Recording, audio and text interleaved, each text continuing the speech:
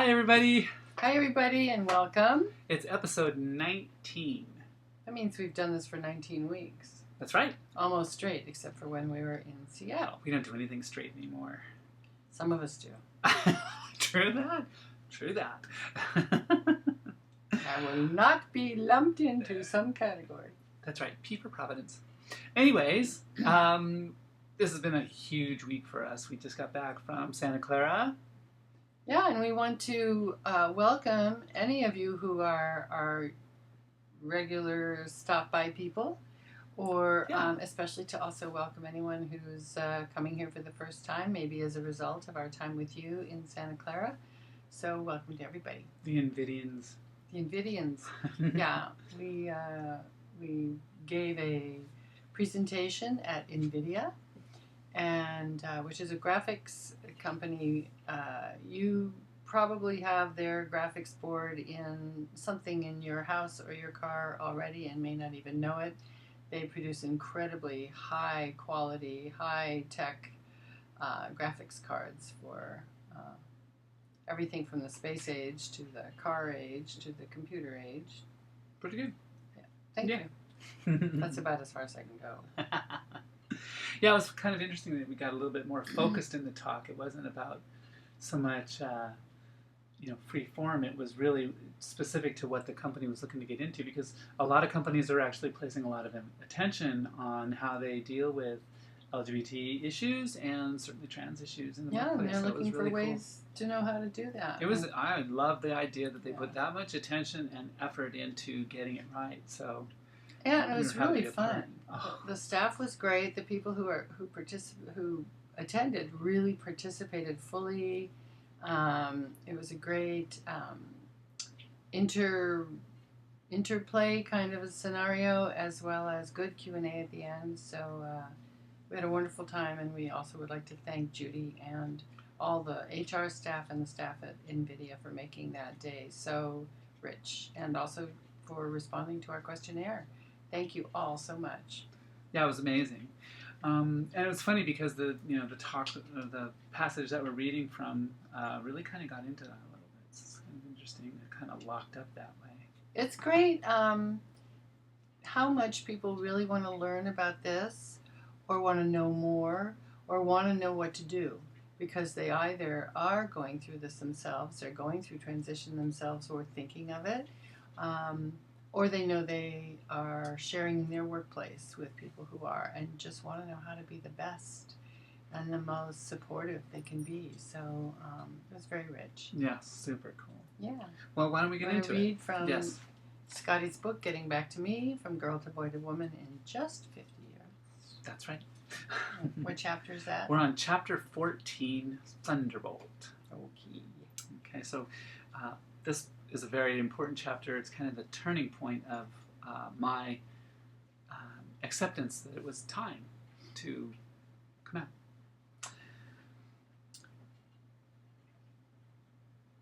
This may be hard for anyone to understand. For many of us, it's not cut and dried. That we are sure of who we are is not the question. But how to be who we are has never been okay in our lives with anyone. It's the reason we have such a huge trench to climb out of. We never had peer support, teaching, or coaching. There wasn't a class in high school that teaches how to change the world's current perception of you to the one you are just now brave enough to declare. We watch those that go before us get cut down, shut down, and we think, how can I endure that? And there's got to be a better way. What the world naively says over and over again, just read any blog comments about high-profile transitions, from Renee Richards to Chaz Bono to Caitlyn Jenner, is that this is a choice for us, and a bad one at that. Hello? It's not a choice. Not a choice. Who would ever choose derision, discrimination, or any other negative word that starts with D?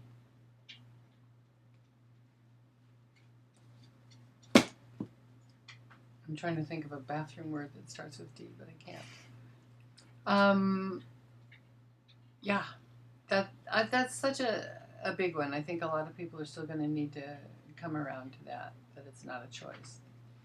But, something that I've been noticing in conversations with people we've had recently is that even figuring out, you said something about that we've never doubted.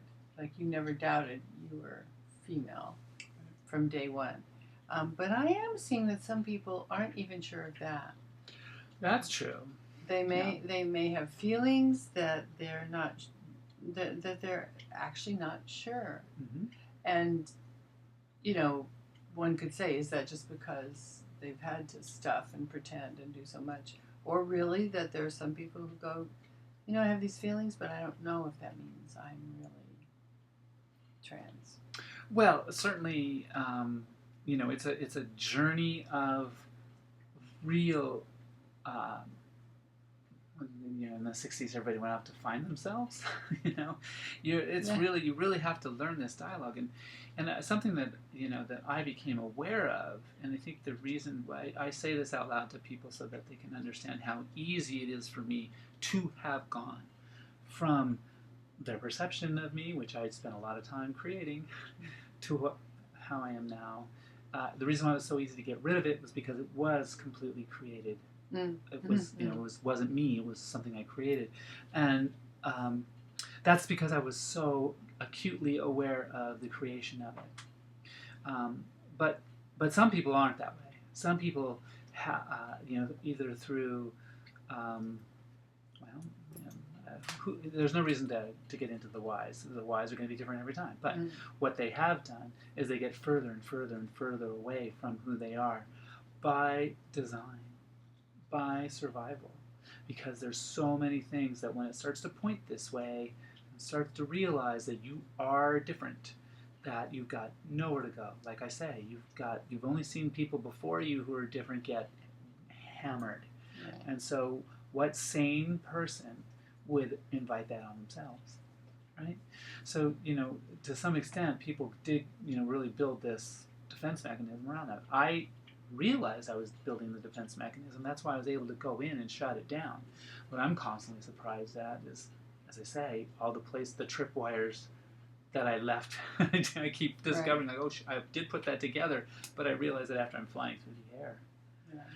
Yeah. Something else that came up for me when I was reading this was you literally brought the house down with your comment, and there were several people that responded to that, the selfish comment, in our presentation. Can you talk a little bit about that? Because I think that's really key for people.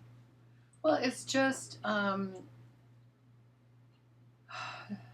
guess it kind of reminds me of the political arena right now, where it's amazing to me that you can say a line, and if it's just repeated enough, it becomes a belief, a shared belief with a lot of people. So it's just, I wanted to address in the same way that I have heard in a variety of places in media that a trans person is very selfish. I think it might have even been in the Danish Girl. I think that might have been said to Lily's character. And I couldn't help but say, my experience is it's anything but that, because I was living with someone who was willing to maybe never come out, and certainly to pretend to be the husband I wanted over and above Scottie's own knowledge and feelings that wasn't who she was. So it took me a while to get there, I will grant you, but I did come around to realizing it's really one of the most unselfish acts I've ever witnessed. So I really wanted to tackle that one, because it would just be so easy for someone to hear, oh, trans people are really selfish, pick up the line, and then perpetuate it, and that wouldn't be fair. And I actually got a plus. Yeah, you did. You brought, like I said, you brought the house down. Yeah, I think a lot of people like heard that from you, and light bulbs went on. Yeah. You know, they're able to see that. Yeah, look, there's no denying that I'm relishing this newfound freedom to be freer in how I conduct myself. And that's obvious. it can look a little self-indulgent, and you know, that's the balancing act that I have to go through. Well, as you're I'm also maturing. finally getting able to do things you'd only wondered if you would ever be able to do for years. Oh yeah, so I never thought of it. But that's the thing, is that, you know, there's a balancing act of having had done it for so long for so many people, and it can build up a resentment factor. It can make someone, I could see how it could make someone really angry. On which end? That you know, prior to coming out, is like we are living our life according to everybody else's expectations.